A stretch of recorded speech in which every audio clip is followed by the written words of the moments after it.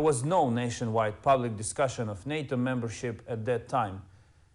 The Euromaidan protests centered not on the military alliance, but on economic and political integration with the EU. When I now hear the flawed argument that Ukraine's neutrality could make Putin less aggressive, I wonder how. It did not stop him from attacking us in 2014, so it is hard to see why it would stop him now. Now, let's instead turn to the second question. Where are we? Speaking of the wider context, I'm confident that Russia's war on Ukraine and wider Europe will ultimately end when two fundamental issues are resolved. First, the West should turn from reactive to proactive strategies when dealing with Russia. Putin and his associates keep demanding everyone to explain, I quote, how partners understand their obligation not to strengthen their own security at the expense of the security of other states. End of quote. This is demanded by Russia, a country that invaded Georgia and occupies part of its land, a country which invaded Ukraine and occupied Crimea and Donbass, killed over 14,000 people in Ukraine, continues cyber attacks against other countries and disinformation campaigns and extrajudicial killings in NATO and EU countries. So in fact, it's the West that should be asking Russia such questions. When will Russia explain to all of us how Euro-Atlantic security will be guaranteed and secured from Russian expansionism? I insist that Russia cannot guarantee its security at the expense of the security of Ukraine and other countries. Second, ambiguity on Ukraine's role as an indivisible part of the West has to be put to an end. The Ukrainian people chose this course and defended it at a high price. We are historically, politically, and culturally a part of the West. It is time to end harmful ambiguity which serves as a temptation for the Kremlin to continue its attempts to undermine Ukraine or reverse its course against the will of the Ukrainian people. Furthermore, it is in the strategic interest of the West itself to institutionalize Ukraine as its indivisible part. Ukraine is a valuable partner that contributes to security, peace, prosperity, and stability in wider Europe. Now, let's turn to the current situation and answer the third question: what can be done? In order to answer it, we have to look at what happened last spring. Russia built up its military infrastructure near Ukraine's border and tested the reaction of the West. You remember that spring escalation. Then it announced it ended the exercises, but the infrastructure largely remained in place. It was on a standby mode until November last year, when Russia rolled out additional military infrastructure and brought more troops near the Ukrainian border and in our temporarily occupied territories. Russia has never explained the reason for such actions except saying that it can move forces freely around its territory. And this inability to explain their actions is because there is no real reason for them and have never been one, except Russia putting pressure on Ukraine and wider Euro-Atlantic space, threatening a new war during a still raging pandemic and putting forward bizarre and illegitimate ultimatums. Let me be clear, Ukraine is preparing itself for all possible scenarios.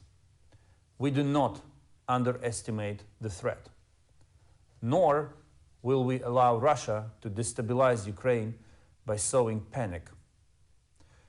Despite Russian statements on some kind of limited withdrawal, which we saw a few days ago, we cannot confirm any real decrease in the number of troops. At this moment, By assessment of Ukraine and its partners, this number and composition of forces is not sufficient for a full-scale invasion. However, we keep vigilant, we keep monitoring further dynamics.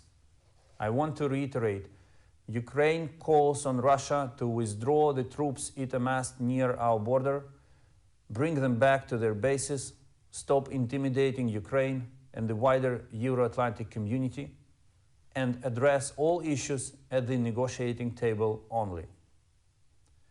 Here, I would like to specifically stress that Ukraine and our partners, including the United States, have no difference in assessing risks of current Russian escalation. The tone of voice of our messages may sound different, but the actual assessment is the same. Everything is possible, and we should be preparing for every possible scenario. I am grateful to all Ukraine's partners for the broad support they extended to strengthen Ukraine politically, militarily, and economically. I am especially grateful to the United States for the largest military aid in history provided to bolster Ukraine's defenses. I remind that we need defensive weapons in order to strengthen diplomatic efforts, and the stronger Ukraine is, the less risks we will need to use these weapons. Every country that is helping Ukraine these days on three tracks: on communicating the inadmissibility of the war with Ukraine to Russia, the design of the sanction package, and the supply of military weapons, is worth being thanked for these efforts and for this exercise. This is really important, and not only the government, but also the people of Ukraine appreciate that you stand by us under current circumstances. Ukraine is ready to meet with Russia in any format of negotiations to seek diplomatic solutions to the 8 years long Russian-Ukrainian armed conflict. We have never been hiding from negotiations. On the contrary, we have been working hard for years within the Normandy format with Germany and France as mediators to seek diplomatic solutions. I welcome the format's recent revitalization in Paris and look forward to Russia's finally showing constructive willingness to pursue diplomacy and finally agreeing to organize a new meeting of the Normandy format leaders. This is why Ukraine and the entire democratic world implement a global strategy of containment and deterrence. We didn't know what the Russian leadership is up to. We don't know what the Russian leadership is up to, but we work tirelessly with partners to ensure unity of the broad international coalition in support of Ukraine, in order to reduce security risks and implement strong deterrence measures. The goal is to let Russian leadership soberly understand that any military adventures are not worth their price. I want to stress that Russia uses not only military force to pressure Ukraine, it also invests heavily in destabilizing our country from within. This includes disinformation, cyber attacks, fake bomb threats, attempts to sow distrust and foment popular unrest, attempts to divide Ukraine and its partners. Russian threats already harm our economy. The government of Ukraine is focused on maintaining financial and economic stability. In fact, we ended 2021 with a record economic indicators, highest GDP in 3 decades, largest export in 10 years, and record high reserves. Ukraine has implemented dozens of crucial reforms since 2014, which made our economy stronger, reduced corruption, and elevated the overall resilience. We will not let Russia spoil these achievements. What happens around Ukraine matters not only to Ukraine. Russia's real aims go far beyond our country. Russia aims to shatter the long-established order in Europe and Euro-Atlantic area, undermine its core principles, and destroy the post-Cold War security architecture that ensured decades of peaceful development and prosperity for all Europeans. A failure of the West in Ukraine will send a message across the globe that the West is incapable of defending its core principles and thus incapable of defending itself. This is why Ukraine, together with our partners and allies, is implementing a global strategy aimed at preserving peace and deterring Russia. This strategy consists of three main elements. First, a comprehensive deterrence package. Back in November, we reached out to partners with an initiative to put together a package of measures which can effectively change our calculations in the Kremlin and demotivate it from further aggression. It includes active diplomacy, a number of painful sanctions, and deepened military technical cooperation to make Ukraine stronger. I'm glad that the idea of the package is already being implemented. Active diplomacy works and holds Russia on the diplomatic track. Some very concrete and painful economic measures are already at the table. Ukraine already gets significant strengthening from its partners. Again, the stronger Ukraine is, the lower are risks of further Russian aggression. The more defensive weapons we get today, the less likely we will need to use them. Strengthening Ukraine today is an investment in the overall Euro-Atlantic security. Second element of the strategy is an intensive stream of high-level visits to Ukraine. Last year, I asked partners to visit us in January and February 2022.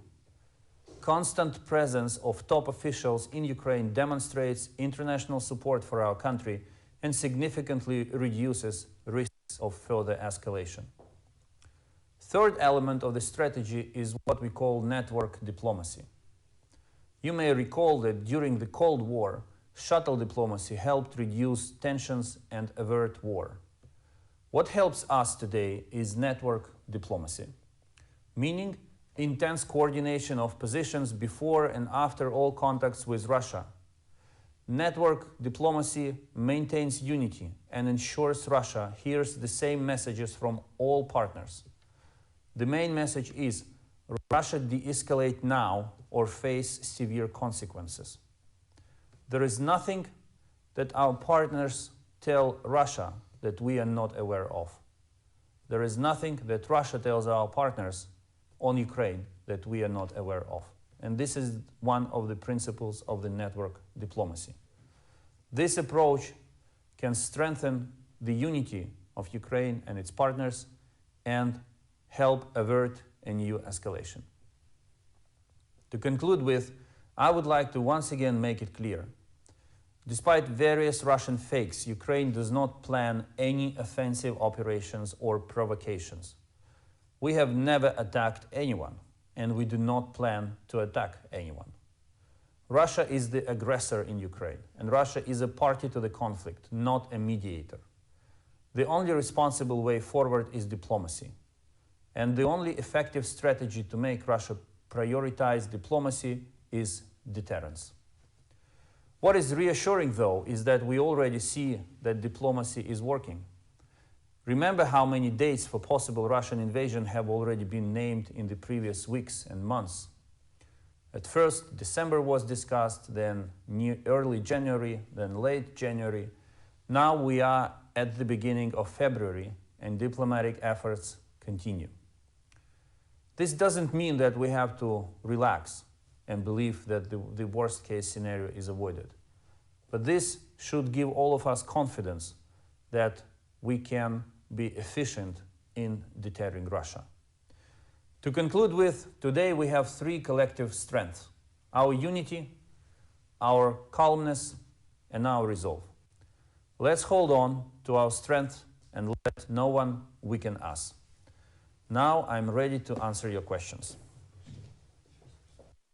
The first question goes to Boyce from Al Jazeera. I hope you hear me.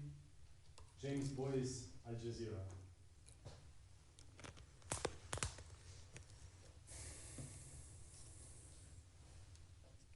I do hear you. Can you hear me? Yes, just ask your question.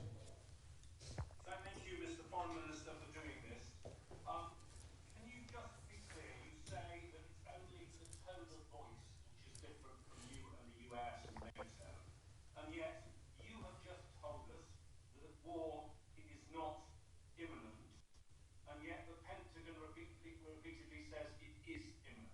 So there seems to be a difference on that. It's not just tone of voice.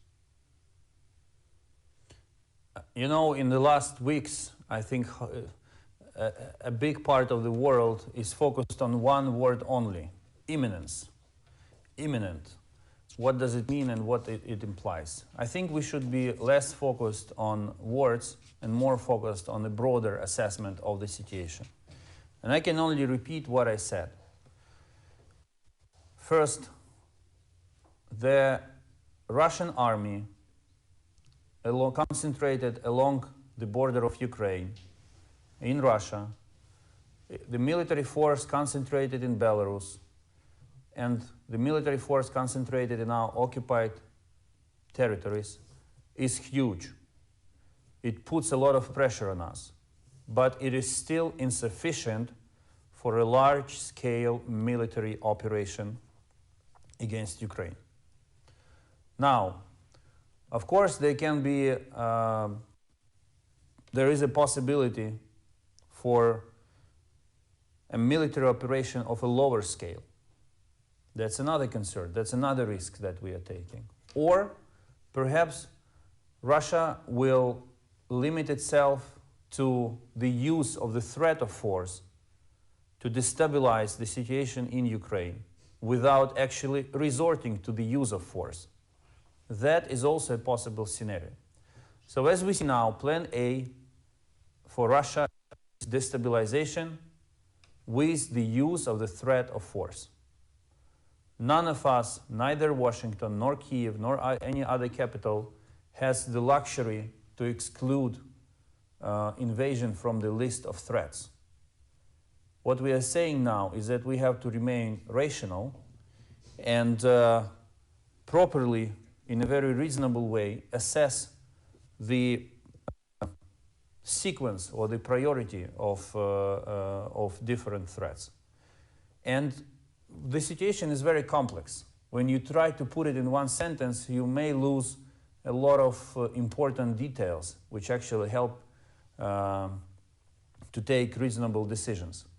That's why I'm calling not to concentrate on one word that has become so popular in recent weeks, but assess the situation in its complexity.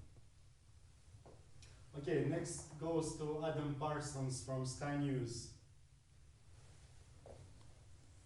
Mr. Foreign Minister, thank you very much indeed for arranging this briefing. Russia today told Sky News that British diplomacy was worthless, and of course President Putin has shown considerable contempt towards NATO allies, certainly publicly. Bear in mind that his troops are still in your country 8 years after that annexation. That might look like a failure of diplomacy over the best part of a decade. Why do you have any faith whatsoever in Western diplomats saving your country right now? Well, first, I think it was the best compliment British diplomacy could receive from Moscow. I mean, what you just said. Second, Ukraine learned a bitter lesson. In the end, you can only count on yourself. And that's why we never, I emphasize, never raised the issue of requesting foreign countries to send their troops to fight for us. Since 2014, it's Ukrainian army, it's the people of Ukraine who are fighting. And we defend our land, we defend our people, it's our cause. However, it's much easier to face the Russian aggression when you have a support of friends arranged along the three lines which I mentioned: political diplomacy and political messaging, sanctions, and military defense.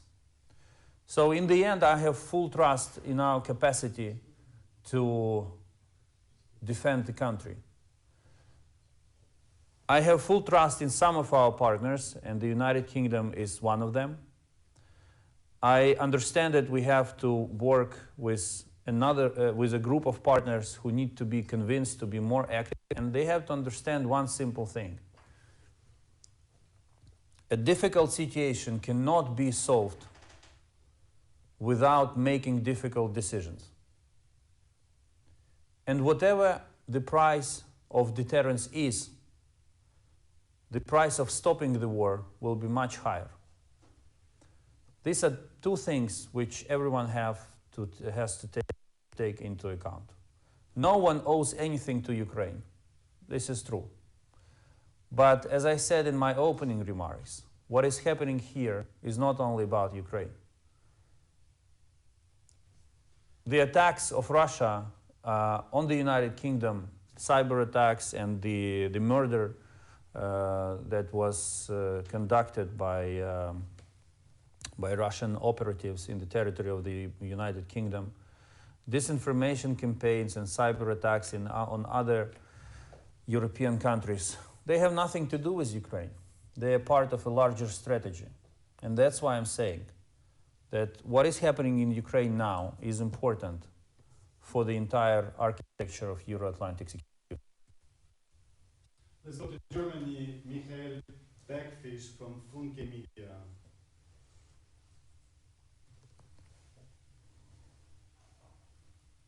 Yes.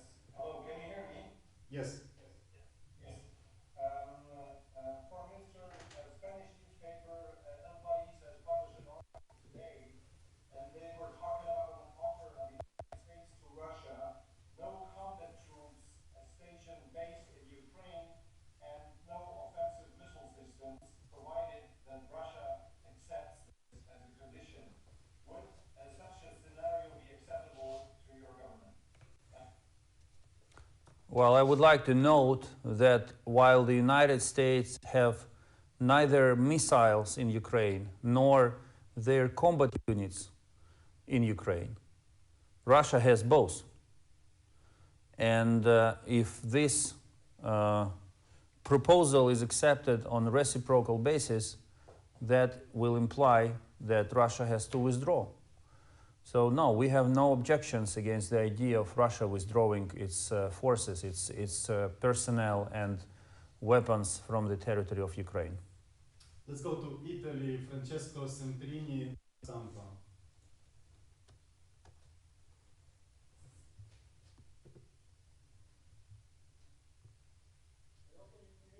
Yes. Okay, thank you so much, Minister. Italy's Prime Minister Mario Draghi had just a call with President Vladimir Putin and also President Macron. Do you think that Italy and Europe are doing enough to prevent the war? And I have another question, if I may. If it helps to the de-escalation, would the Ukrainian government be ready to re-evaluate the implementation of the Minsk agreements?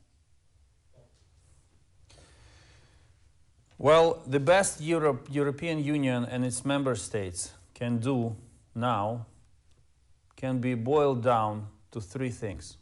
First, stay firm and united on the issue of inadmissibility of Russian ultimatums and demands.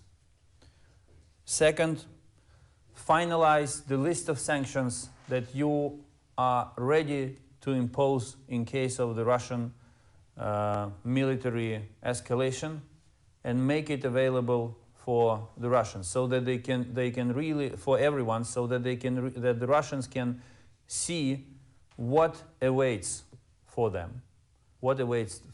Because for the time being, we hear discussions about the severity of sanctions, but it's time to go into specifics. Otherwise, Russia may think that this is just about bluffing. And the third element is, of course, to help Ukraine strengthen its defense and cyber, in particular, cyber capabilities. Every country can choose what is the most appropriate way to help Ukraine with. Some may transfer weapons. Others can focus on ammunition. But the most important thing is that everyone demonstrates a political will to strengthen Ukraine's defense.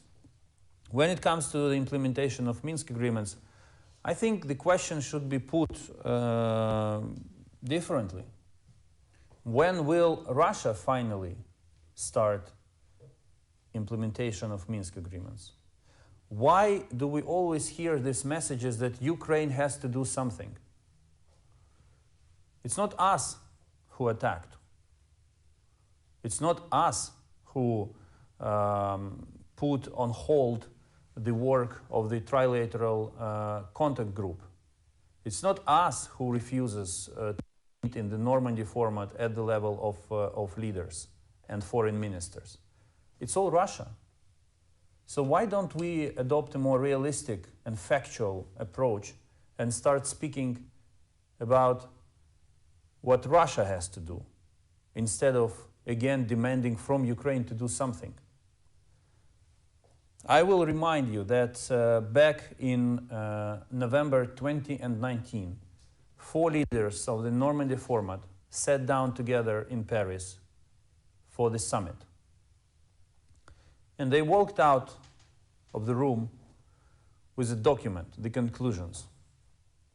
These conclusions, they had commitments for Ukraine and commitments for Russia. Since then, Ukraine implemented all items from the list. Russia, none. So I reiterate that Ukraine is ready for a constructive discussion in both Normandy format and in the trilateral contact group. We want to resolve this conflict. We diplomatically and peacefully. We are ready to move forward. But it's Russia who has to make the first step. Okay, now let's go beyond Europe. Next one goes to Amikai Stein from Israel. Can YB?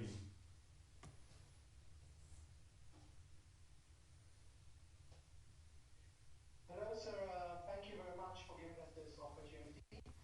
My first question is, are you disappointed that Israel, as an ally of Ukraine, is not showing enough support for Ukraine these days? And are you expecting Israel to help you with cyber defense issues? Because there's a big fear of a Russian cyber attack against Ukraine. And the second question, are you still thinking about the possibility that maybe Israel, because it was good ties between Israel, Ukraine and Russia, might mediate some kind of solution? If Russia is still in Ukraine, it means that everyone has to do more. Ukraine and its partners have to do more to get them out of the country.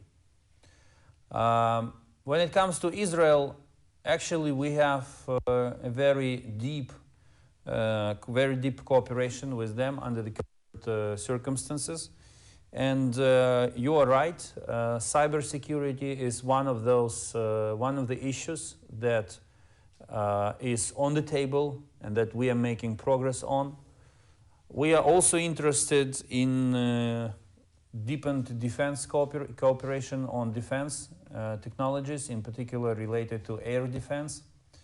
And yes, we would welcome the effort of Israel to play a role, a diplomatic role between Ukraine and Russia.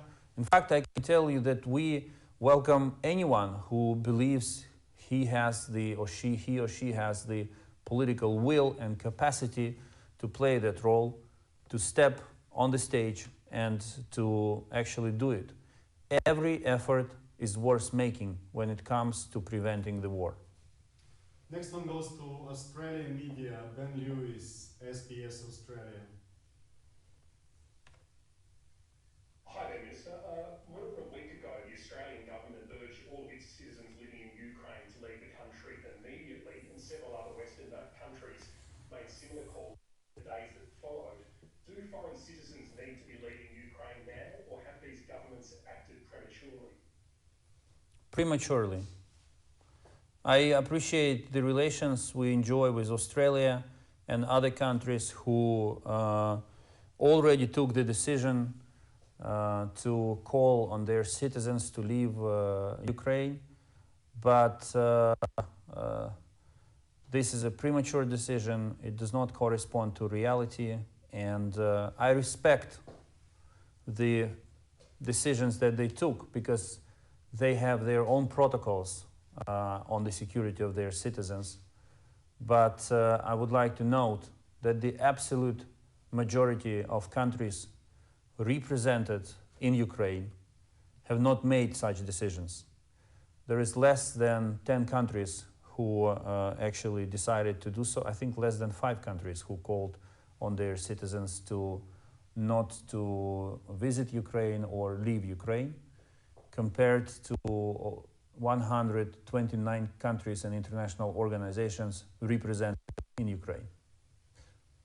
Next one goes to Saakashvili, Post TV. Hello, Mr. Minister. Thank you for this opportunity. I have a question about foreign countries supporting Ukraine. I can tell you that Georgian parliament adopted a resolution about Ukraine that they start. So how important is this kind of resolutions for your country, and what can you say about the Georgian resolution? Thank you.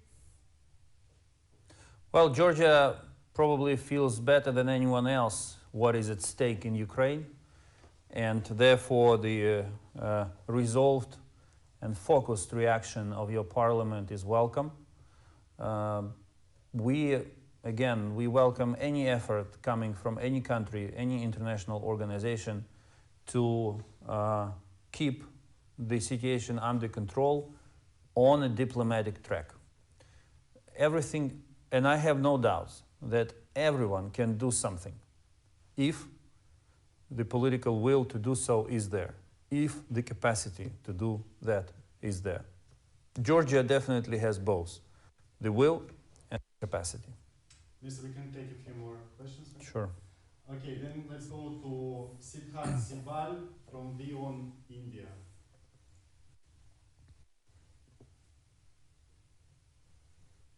Amy, I'm Siddhant from Beyond India. I have two questions. First, where do you see India's stance when it comes to the situation in Ukraine? India has close ties with your country, with Russia and Washington. Do you see New Delhi's role when it comes to pacifying the situation? My second, there are 20.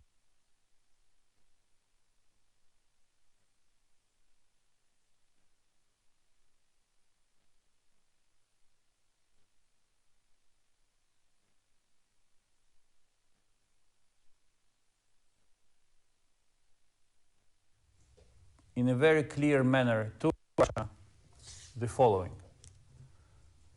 Ukraine is a friend and a partner of India, and India will find any attempt of Russia to solve the current crisis by military means or to continue destabilizing Ukraine from inside unacceptable. If Russia hears that from Indian government, that would be a very strong message of support, and it will make an impact. When it comes to students, Indian students in Ukraine, first we are happy to receive all your compatriots. They are great people, and they study all across the country. We really appreciate their presence and their contribution to the life in Ukraine. I can tell them one thing now.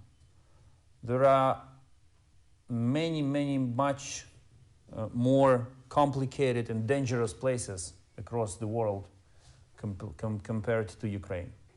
They can feel safe, they can continue their studies, enjoy their life, and be confident in the future. Next one, Tom O'Connor from Newsweek. Hi, can you hear me? Yes. Hi, thank you very much, Mr. Foreign Minister, for holding this. I want to jump on some of the questions I know that have been answered regarding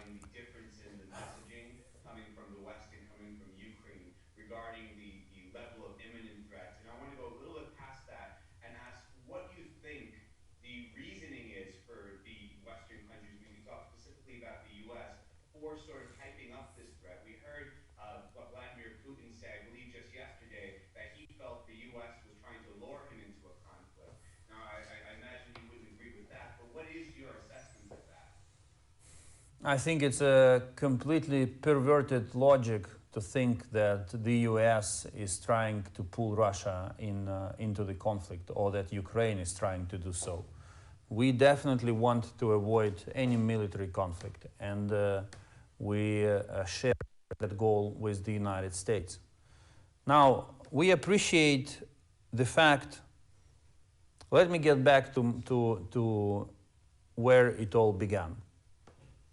Last spring, it was Ukraine who started ringing the bell, who put everyone on alert, saying Russia is concentrating its troops along the border. We don't know what their intention is, but this is an unprecedented concentration. It's taking place. It poses a threat, a real threat. Last autumn, it was the United States who were the first to share with us the information they possessed, and the first to ring the bell and say the same thing. Russia is concentrated again, is concentrating its forces again. It's reinforcing what it had already built last spring. And I appreciate the role of the United States in sharing this information at a very early stage and allowing a very prompt and allowing others to assess that information and prepare for possible scenarios. Now, I also appreciate the role the United States are playing in mobilizing the international support for Ukraine and mobilizing efforts, diplomatic efforts, to prevent the worst case scenario from happening. We will never forget their contribution to the formation of the deterrence package that I spoke about. Again, everyone is focused now on one word: imminence. I have experts who are sending me translations from vocabularies with different meaning of this word, trying to convince me in one thing or another. The only beneficiary of this discussion is the Russian Federation, that wants to sow divisions among us. There are no divisions between me and Secretary Blinken, between President Zelensky and President Biden.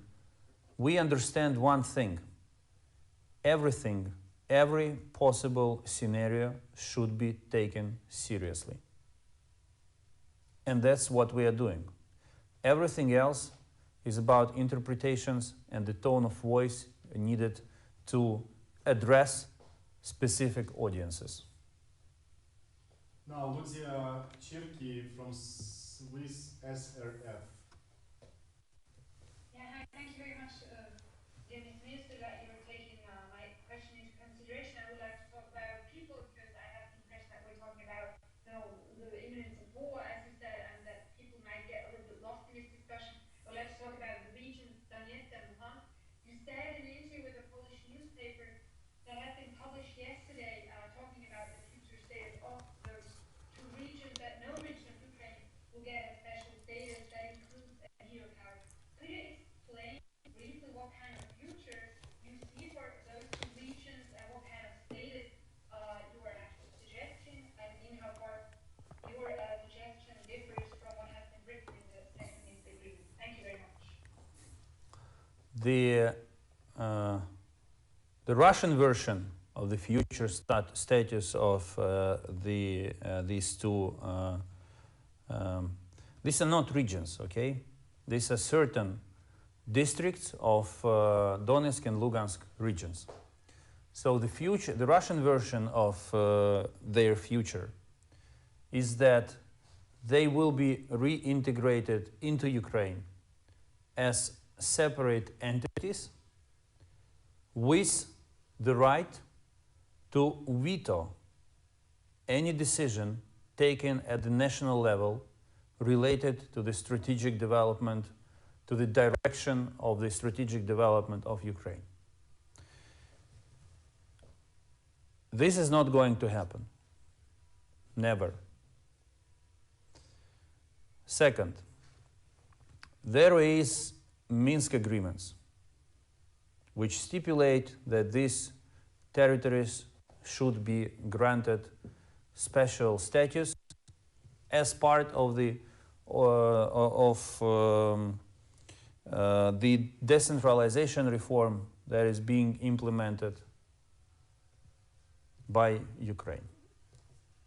So we are ready to go to proceed along the lines of Minsk agreements, but we will never accept the Russian implementation of the Minsk agreements. Once again, I want to, I've been in this for 8 years, and since the very first day, I hear one thing: Ukraine should do something. And in the beginning, we followed this logic. We heard requests like this: do something, make a concession so that Russia becomes more peaceful and more constructive. Concede on this to stop Russia, to motivate Russia to be more constructive. It never worked. Never. So while I candidly shared with you the vision of Ukraine related to these territories, which will belong to us after the occupation,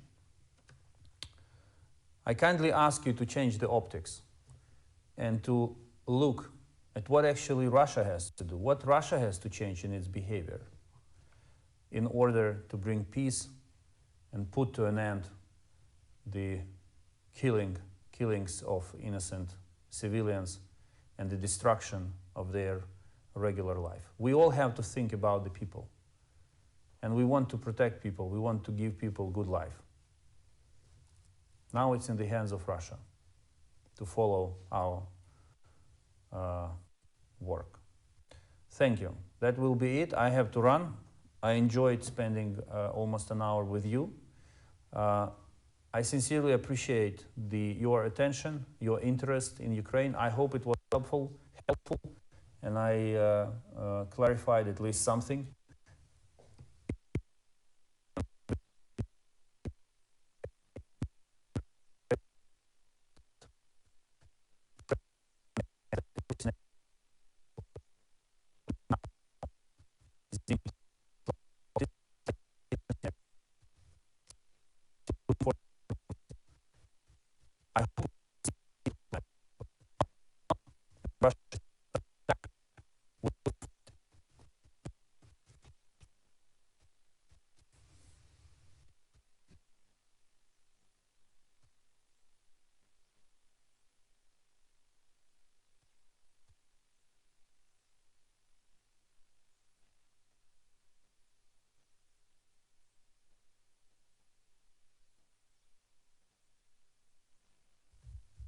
I hope Russia